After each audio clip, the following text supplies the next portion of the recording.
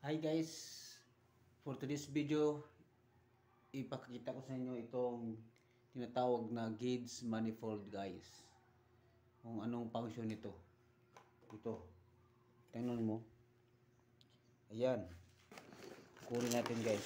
Ayan. Ayan o.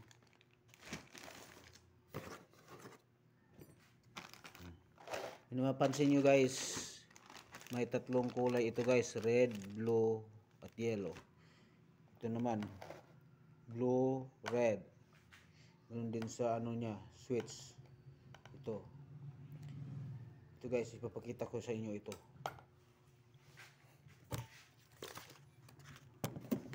Sandali lang.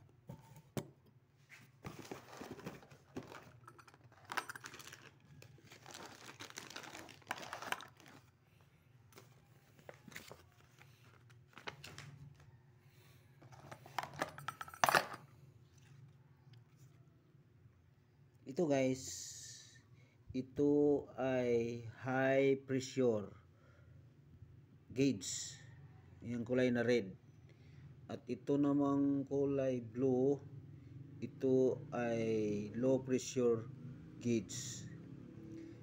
At saka ito naman, yan po na tinatawag na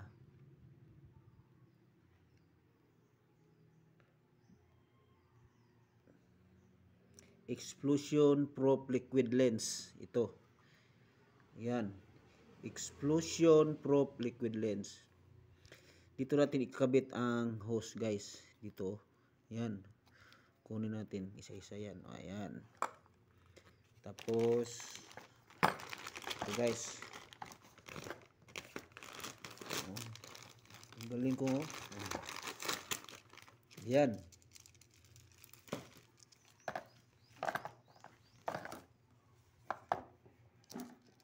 Ito guys, kung saan nakatapat yung kulay pula, yan.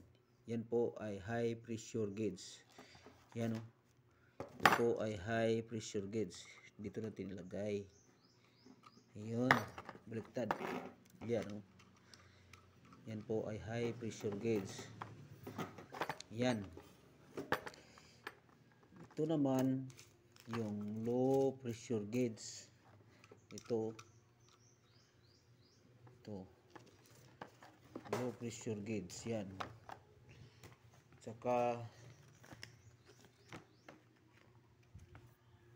yung dilaw naman, ito po ay sa refrigerant.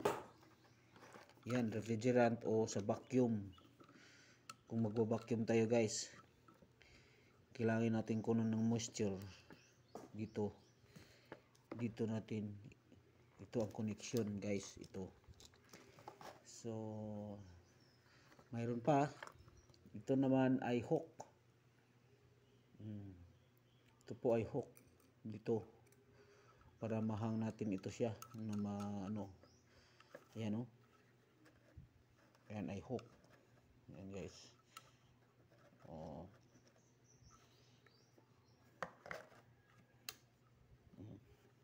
Ayan o. Madaling ikabit yan guys. Ano, yan na. Okay. So sana po magustuhan itong video na to.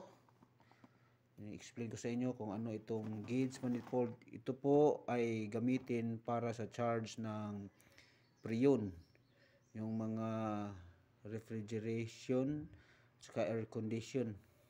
Ito po ang gamitin upang mag-charge kayo ng Freon o refrigerant ang tawag diyan. Okay guys, sana may natutunan kayo guys. Thank you for watching.